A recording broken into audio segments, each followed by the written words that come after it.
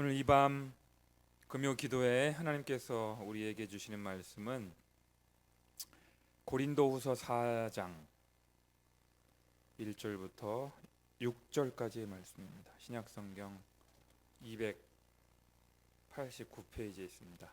289쪽 고린도후서 4장 1절부터 6절까지의 말씀을 함께 교독하겠습니다.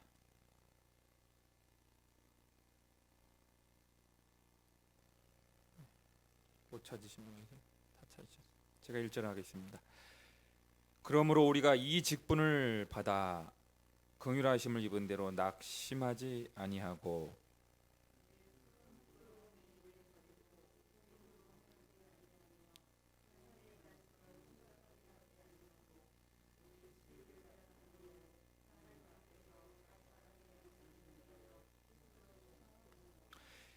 만약 우리의 복음이 가리었으면 망하는 자들에게 가리어진 것이라.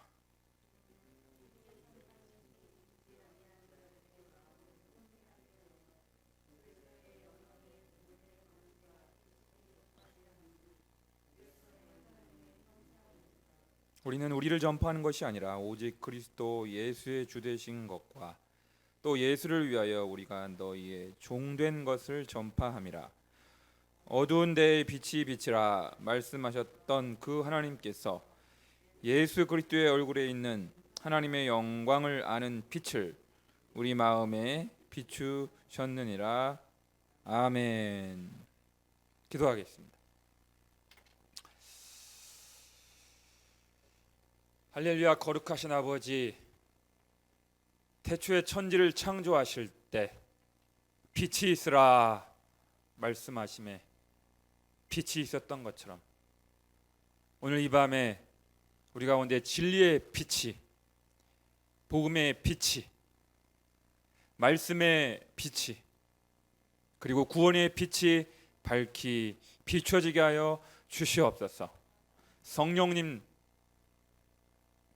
파라클레토스 성령님을 이 밤에 초청합니다. 충만하게 임재하여 주시옵소서.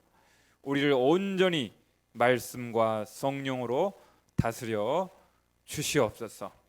심드렁하게 말씀 받지 않게 하여 주시고 사슴이 시냇물을 찾기에 갈급함 같이 사모함으로, 갈급함으로, 간절함으로 주의 말씀 받게 하여 주시옵소서.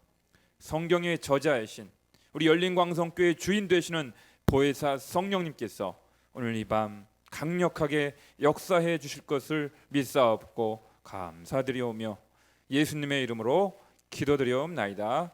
아멘. 자, 여러분 한번 따라해 보실까요? 옥석을 가려야 합니다. 그런 제목으로 하나님 말씀을 나누겠습니다. 여러분, 교인들 중에도 알곡과 가라지가 섞여 있는 것처럼 사역자들 중에서도 알곡과 가라지가 섞여 있다는 것을 아십니까? 바울 당시 가라지 같은 사역자들은 구약의 율법을 강조하는 경향이 있었습니다. 그래서 사람들을 율법으로, 할례로, 절기로, 성전으로, 안식일 규례로 구속하고 속박하는 경향이 있었습니다. 그렇지만 바울과 같은 참 사역자는 새 언약의 일꾼으로서의 정체성을 가지고 율법보다는 복음을 강조하고 의무보다는 은혜를 강조하며 계명보다는 성령을 강조하였습니다. 무엇보다 사도 바울은 주의 영이 계신 곳에는 자유함이 있느니라 말씀하시며 복음이 주는 참된 자유를 강조한다는 것을 지난 시간에 저는 말씀을 드렸습니다. 하지만 이러한 구분은 전하는 내용, 컨텐츠에 따른 구분이라고 할 수 있겠습니다. 그렇다면 사랑하는 여러분, 복음을 전하는 태도라든가 사역에 임하는 자세, 일상생활에 임하는 모습에 있어서 참 사도와 거짓 사도를 어떻게 구분할 수 있겠습니까? 식별할 수 있겠습니까? 분별할 수 있겠습니까? 오늘 본문은 바로 참 사도임을 입증하는 몇 가지 기준점을 우리에게 보여주고 있습니다. 자, 여러분 한번 따라해 보실까요? 저를 한번 보시고 저를 따라해 주시면 좋겠습니다. 어떤 상황 속에서도 낙심하지 않습니다. 여러분 오늘 본문 1절 말씀을 함께 읽겠습니다. 1절 말씀 시작. 그러므로 우리가 이 직분을 받아 긍휼하심을 입은 대로 낙심하지 아니하고 8절 시작. 우리가 사방으로 우겨쌈을 당하여 또 쌓이지 아니하며 답답한 일을 당하여도 낙심하지 아니하며 16절 말씀 시작. 그러므로 우리가 낙심하지 아니하노니 우리의 겉사람은 낡아지나 아니 우리의 속사람은 날로 새로워지도다. 아멘. 우리 이 1절 8절 석절에 공통적으로 우리에게 명하고 있는 말씀이 뭐예요? 뭘 하지 않는다고요? 낙심하지 아니하노니. 우리 책갈피 해보시고 갈라디아서 6장 9절을 한번 찾아보겠습니다. 고린도후서 바로 다음이죠? 고린도후서 바로 다음이 갈라디아서입니다. 6장 9절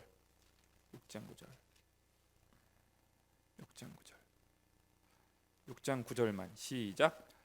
우리가 선을 행하되 낙심하지 말지니 포기하지 아니하면 때가 이름에 거두리라. 아멘.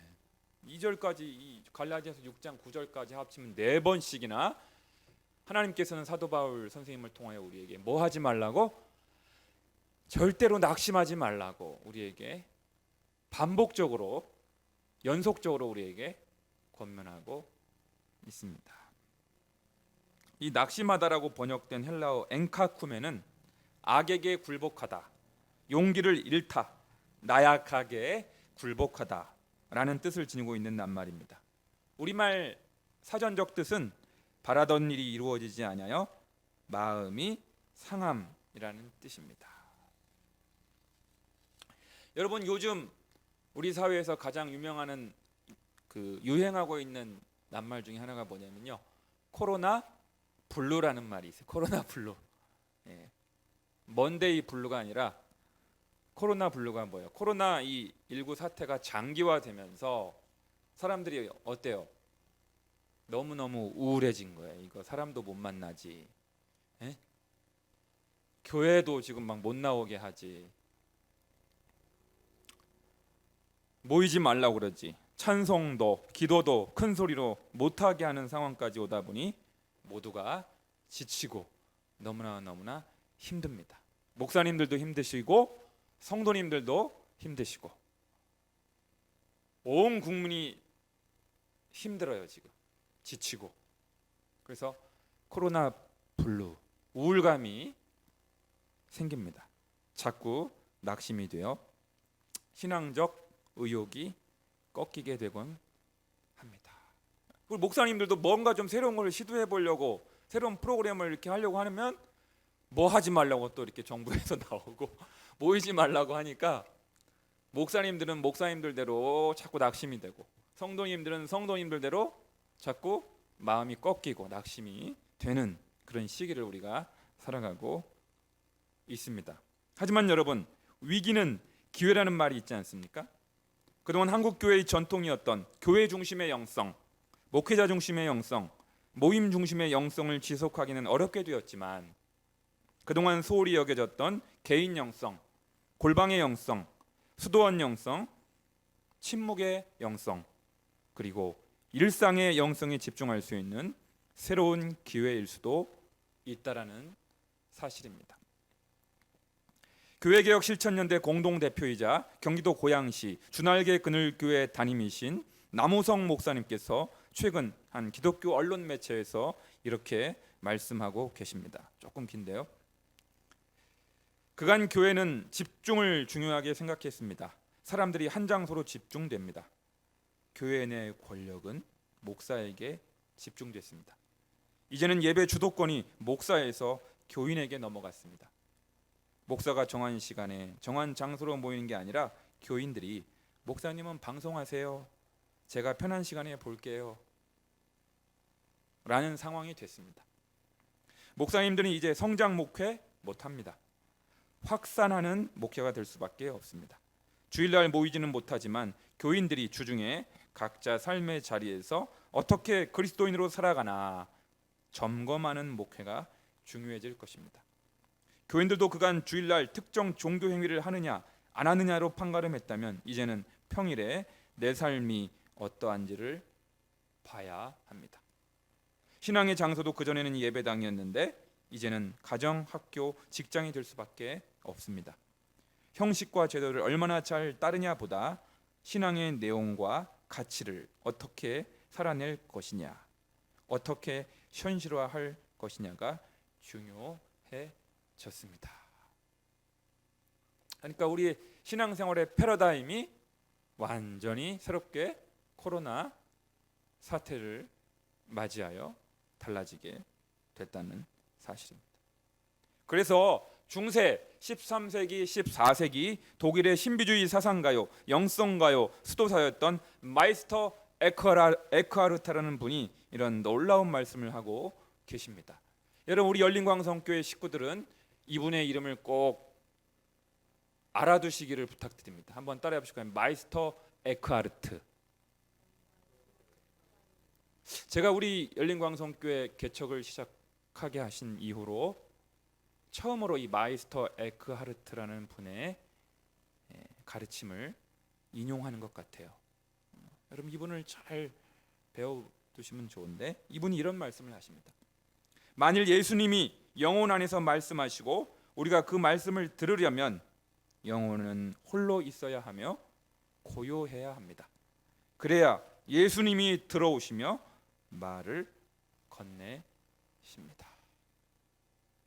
예수님은 언제 우리에게 개인적으로 말을 거신다고요? 고요할 때, 홀로 주님과 더불어 머물고 있을 때, 침묵과 고독의 현장 가운데 주님은 다가오시고 우리 각 사람에게 말을 거신다. 할렐루야, 할렐루야. 그렇습니다. 코로나19라는 지극히 불편하고 어색한 지금의 시기를 반성과 성찰의 시기로 활용하여 이제는 목사나 교회가 떠먹여주는 의존적인 신앙이 아니라 스스로 하나님과의 인격적 관계를 심화시키고 독서와 묵상 가운데 독자적으로 주님과의 개인적인 친밀함을 갖고 갈 수 있는 영적 자립의 시기로 삼으실 수 있기를 주님의 이름으로 간절히 축원합니다. 두 번째로 따라해 보실까요? 설교도 중요하지만 사생활은 더 중요합니다. 첫 번째는 뭐였죠? 절대로 참 사도는 뭐 하지 않는다고요? 아무리 사태가 어려워지고 상황이 어려워지고 모이기도 어려워지고 찬송도 기도도 큰 소리로 할 수 없는 이 열악한 이 암울한 시기에 할지라도 절망하지 아니하고 낙심하지 아니하고 오히려 기회로 삼는다. 이게 첫 번째. 두 번째는 뭐라고요? 설교도 중요하지만 사생활은 더 중요합니다. 2절 말씀 할게요. 시작. 이에 숨은 부끄러움의 일을 버리고 속임으로 행하지 아니하며 하나님의 말씀을 혼잡하게 하지 아니하고 오직 진리를 나타내므로 하나님 앞에서 각 사람의 양심에 대하여 스스로 추천하노라. 누가요? 참 사역자가요. 참 설교자, 참된 목회자, 참된 사도의 두 번째 특징은 뭐냐면 설교를 잘하는 것도 중요하지만 사생활이 더 중요하다. 어디 거기에 그런 게 말이 나와요. 이에 숨은 부끄러움의 일을 버리고. 여러분, 우리가 부끄러운 그런 죄를 지을 때 공개적으로 죄를 지어요? 숨어서 몰래 죄를 지어요? 여러분 경험이 없나? 저만 경험이 있나? 여러분 죄를 지을 때 이렇게 공개적인 강단에서 막 죄를 지어요? 아니면 몰래 혼자 있을 때 은밀하게 죄를 지어요? 여러분 죄 안 지어봤어요?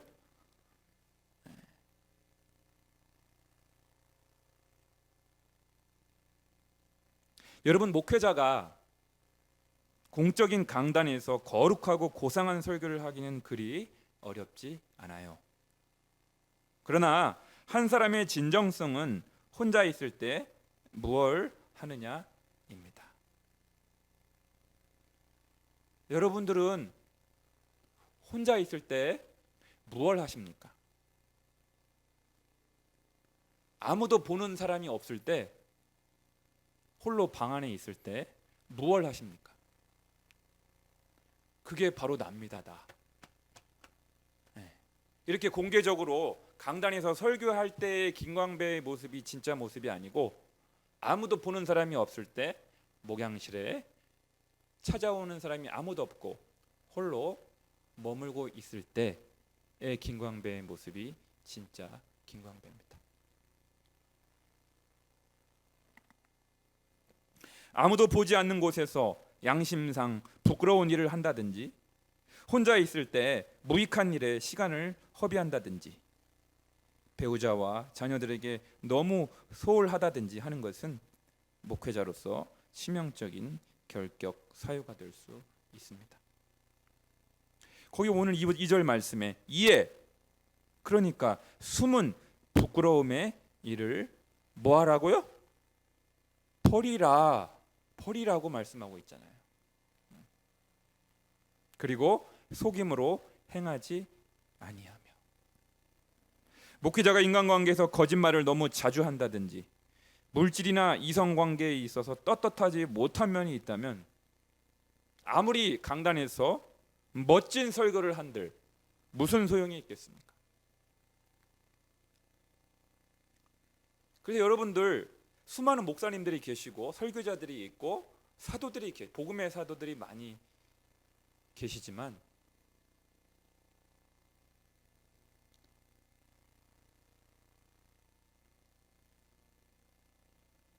저의 진짜 모습을 잘 아는 사람은 우리 교인들보다도 저 뒤에 앉아있는 우리 제 아내인지도 몰라요.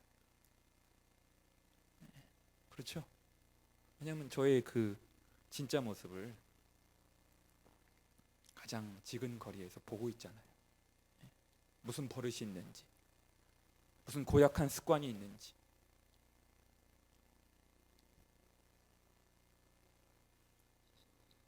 그래서 리차드 백스터라는 17세기 유명한 청교도 신학자요, 목회자였던 분은 위대한 고전인 참 목자상 The Reformed Pastor라는 책에서 이런 말을 하고 있습니다. 이거는 여러분들이나 저나 외웠으면 좋겠습니다.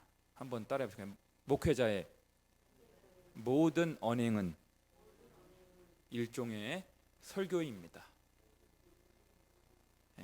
이렇게 강단에서 이렇게 말로, 구두로, 언변으로 전하는 것만이 설교가 아니라 목회자의 일거수일투족이 전부 다 뭐라는 거예요? 설교라는 거예요. 그러니까 얼마나 목회자가, 설교자가 조심해야 하는지, 사려 깊게 언행을 해야 되는지를 가르쳐주는 말씀입니다. 목회자의 모든 언행은 일종의 설교입니다. 부담스러워서 목회 어떻게 네? 너무 부담스러워요.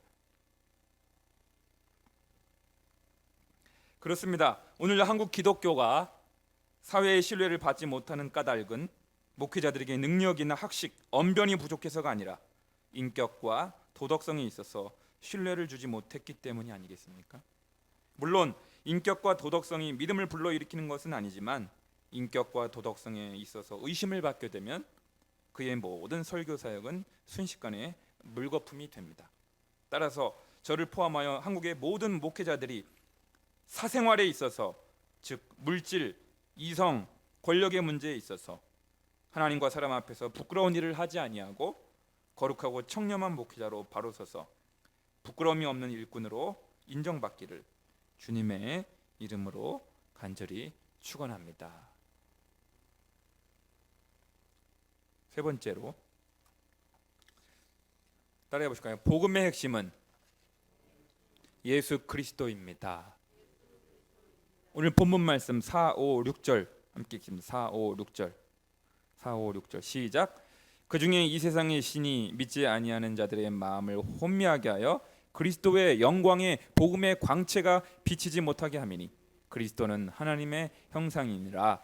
우리는 우리를 전파하는 것이 아니라 오직 그리스도 예수의 주 되신 것과 또 예수를 위하여 우리가 너희의 종된 것을 전파함이라.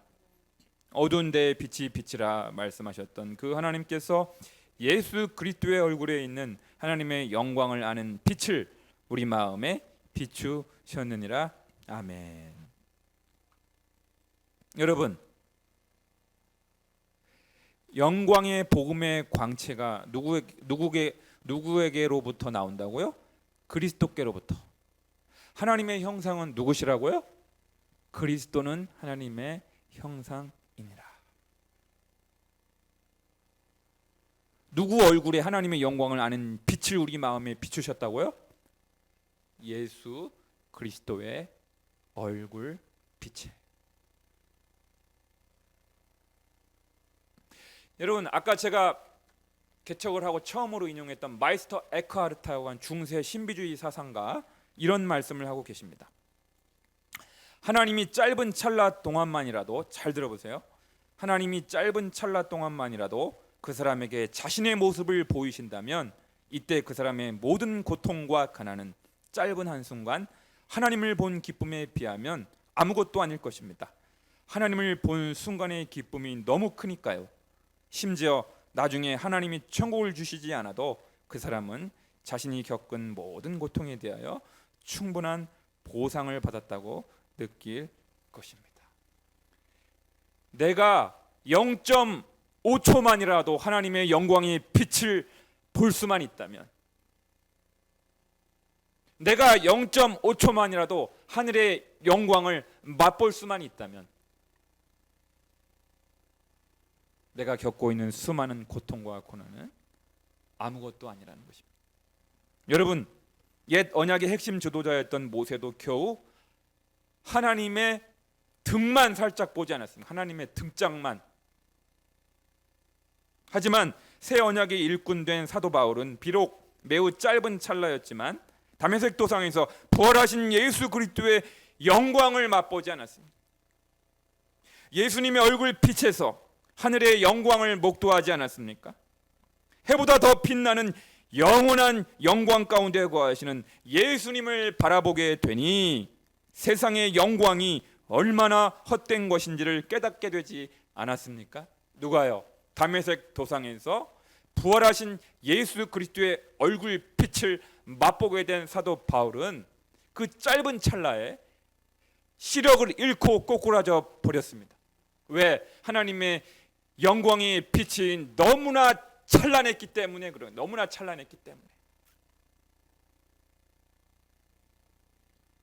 실상이신 예수님, 실제이신 예수님, 본질이신 예수님을 이제 소유하게 되었으니 허상이자 허구이며 비본질에 불과한 세상의 명예, 물질, 권력, 쾌락이 얼마나 덧없는 것인지를 알게 된 것입니다.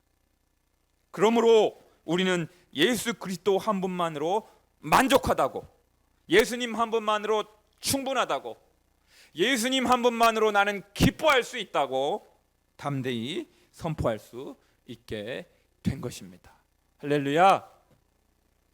하늘의 영광, 하늘의 영광, 나의 맘속에 차고도 넘쳐 할렐루야를 힘차게 불러 영원히 주를 찬양하리.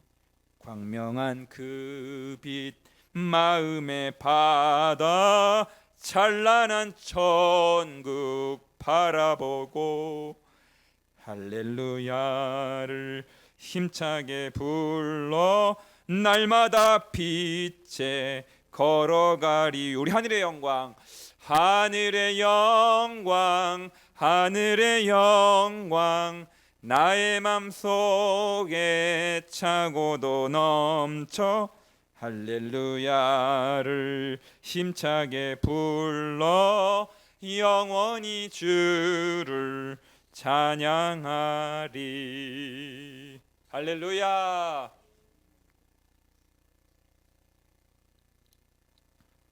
네 번째로요, 따라해 보실까요? 사역자가 드러나면 오히려 예수님은 가려집니다. 본문 5절 말씀 시작. 우리는 우리를 전파하는 것이 아니라 오직 그리스도 예수의 주되신 것과 또 예수를 위하여 우리가 너희의 종된 것을 전파함이라. 보세요. 우리 사역자들은 우리 자신을 자랑하거나 과시하는 것이 아니라 누구를 증거한다고요? 그리스도 예수의 주 되신 것을 전파함이라. 왜요? 사역자가, 목회자가, 설교자가 자기 자신을 자랑하고 자기 자신을 과시하게 되면 이 강단에서 복음의 영광이, 복음의 빛이 비춰지지 못하고 가리워질 수밖에 없기 때문입니다. 여러분, 교회는 그래서요, 목회자의 역량과 실력을 드러내는 원맨쇼 무대가 아닙니다. 교회는 교인들이 목사의 실력과 설교에 점수를 매기는 면접 장소도 아닙니다. 만일 설교자가 설교 강단을 자신의 실력이나 업적을 자랑하고 과시하는 곳이 되게 한다면 거기에는 십자가가, 예수님이, 하나님의 영광의 복음이 온전히 선포될 수가 없게 되는 것입니다. 이런 면에서 이 땅의 모든 목회자, 선교사, 사역자들은 세례 요한의 자세를 본받을 필요가 있습니다. 요한복음 3장 28절에서 30절까지 말씀 한번 찾아볼까요? 책갈피 하시고 요한복음 3장 28절, 요한복음 3장 28절부터 30절까지 석절 찾으셨어요? 시작. 내가 말한 바 나는 그리스도가 아니요 그의 앞에 보내심을 받은 자라고 한 것을 증언할 자는 너희니라. 신부를 취하는 자는 신랑이나 서서 신랑의 음성을 듣는 친구가 크게 기뻐하나니 나는 이러한 기쁨으로 충만하였노라. 그는 흥하여야 하겠고 나는 쇠하여야 하리라 하시니라. 아멘. 여러분, 결혼식 때 신랑과 신부가 주인공이잖아요. 맞죠? 여러분, 결혼식의 주인공은 누구예요? 신랑과 신부가 하이라이트 아니에요? 그런데 그 옆에서 신랑 신부 옆에 서서 신랑의 음성을 듣는 친구, 그걸 세 글자로 뭐라고 해요? 뭐라고요? 들러리.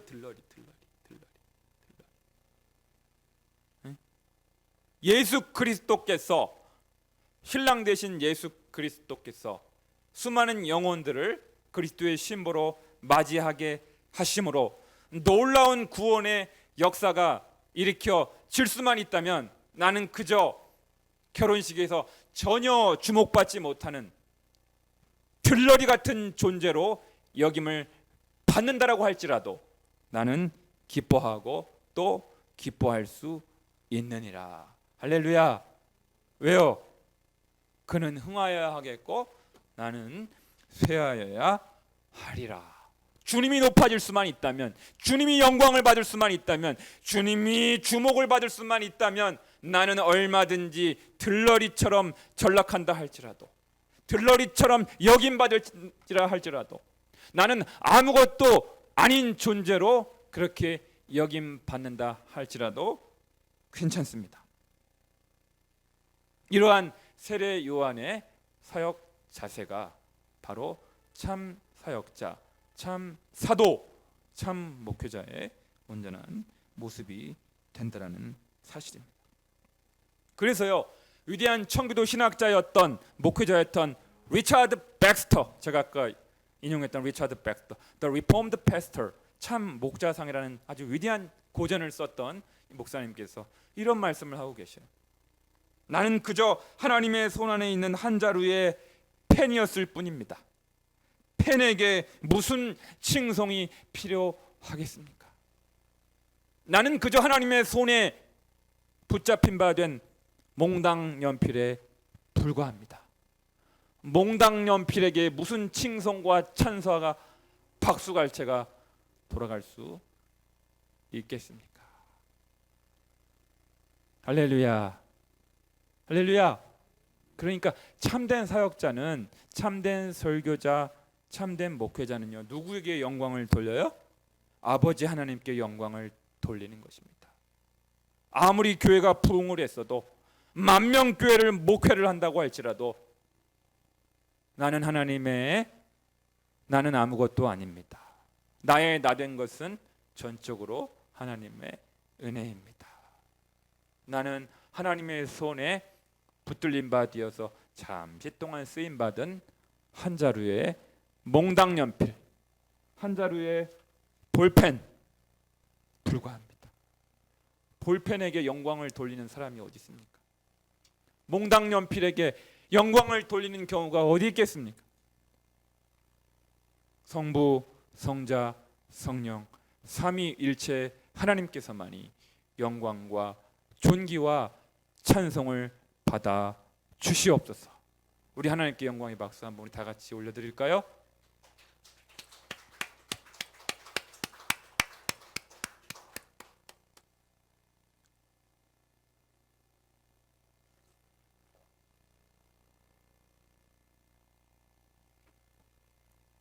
다섯 번째, 마지막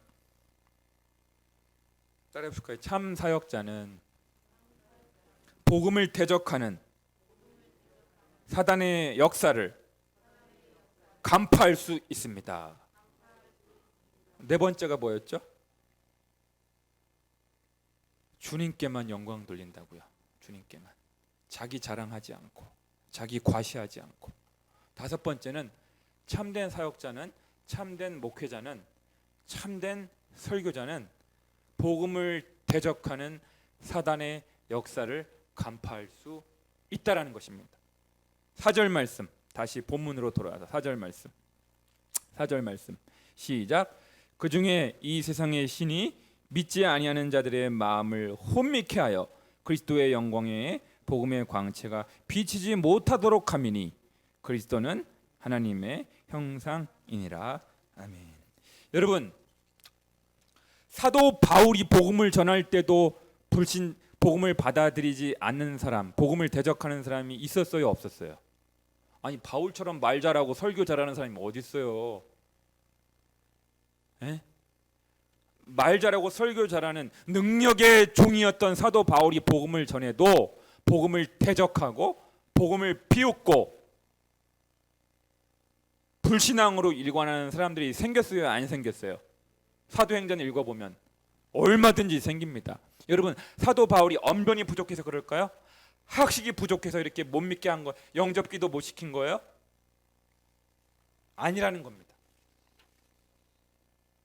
복음을 선포했을 때 불신자들이 반응을 하지 못하고 복음의 수용적인 태도를 나타내지 못한 까닭은 반드시 전도자나 설교자가 실력이나 언변이 부족해서 그런 것이 아니라는 것입니다. 여러분, 우리가 목사님이 설교를 하는데 어떤 분은 진짜 은혜에 충만해가지고 은혜를 받고 막 눈물을 철철철 회개의 눈물을 흘리는 사람이 있는가 하면, 어떤 사람은 예배가 끝나고 나갈 때 심드렁한 표정으로 아무런 감동도 없이 교회 밖을 나가는 경우, 왜 이런 극명한 차이가 생깁니까? 예?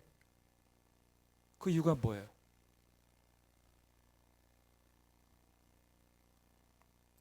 영적인 문제이라는 것이죠. 바로 마귀 사탄 귀신들이 복음을 대적하여 어두움에 속한 불신자들에게 진리의 빛이, 구원의 빛이 비치지 못하도록 방해하고 회방하는 것이죠.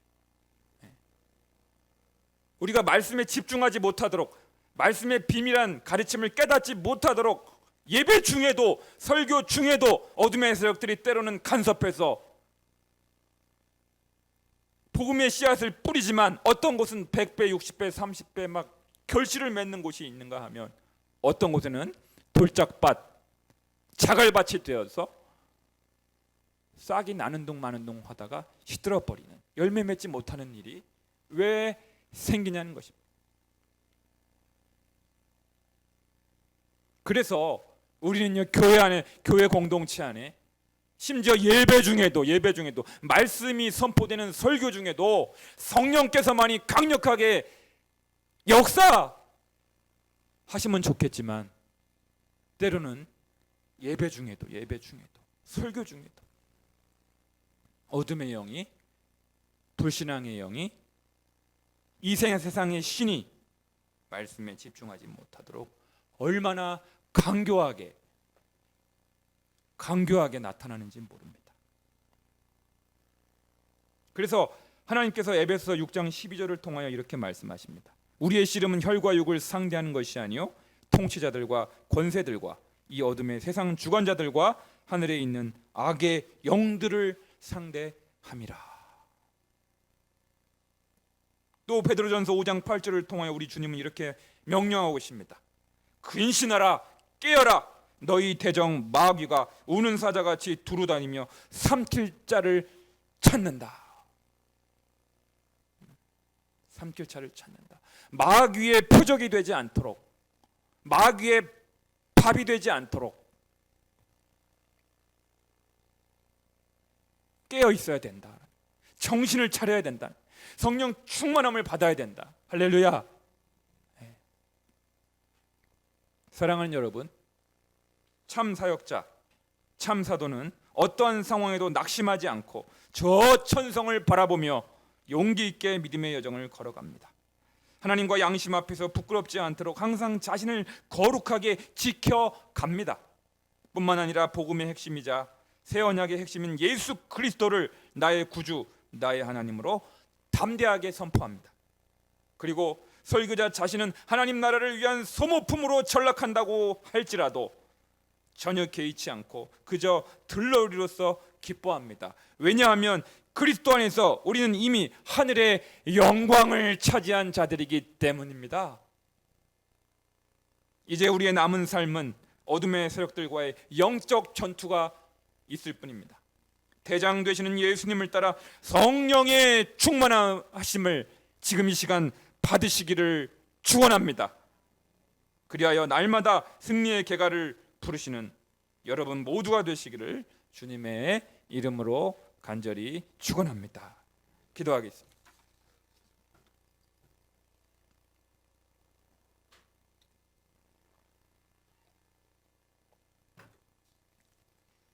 사랑과 은혜가 풍성하신 하나님 아버지, 우리의 싸움이 혈과 육에 대한 싸움이 아님을 간파하게 하여 주시옵소서. 우리를 쓰러뜨리고 우리를 시험에 빠뜨리고 우리를 올무에 빠뜨리게 하는 어둠의 세력들의 준동이 우리 공동체에서 완전히 사라지게 하여 주시옵소서. 평안에 매는 줄로 성령의 하나 되게 하심을 힘써 지키게 하여 주시고 날마다 근신하게 하여 주시고 깨어있게 하여 주시고 성령 충만케 되어서 마귀의 표적이 되지 않게 하여 주시고 마귀의 밥이 되지 않게 하여 주시옵소서. 예수 그리스도의 복음의 빛이 우리에게 강렬하게 비춰지게 하여 주셔서 주님, 예수 그리스도 한 분만으로 충분합니다. 예수 그리스도 한 분만으로 만족합니다. 예수 그리스도로 한 분만으로 나는 기뻐합니다. 주여, 언제라도 절대 낙심하지 않게 하여 주시옵소서. 우리가 선을 행하되 때가 참에 거두겠다고 말씀하여 주셨사오니 주여, 때를 기다리며 회복의 때, 구원의 때를 기다리며 묵묵히 믿음의 길을 용기 있게 걸어갈 수 있도록 담대한 믿음의 종들, 그리스도의 종들, 복음의 종들이 다 되게 하여 주시옵소서. 오늘 이 밤 주의 말씀 앞에 머물렀던 온라인 오프라인 모든 우리 하나님의 백성들, 우리 열린광성교회 식구들의 영혼을 주께서 보호하여 주시고 성령으로 인쳐주시고 기름 부어주시고 충만케 하여 주셔서 세상을 이기고 죄악을 이기고 육신의 유혹을 이기고 담대히 승리의 노래를 부르는 믿음의 정병들이 다 될 수 있도록 주여 복을 내려 주시옵소서.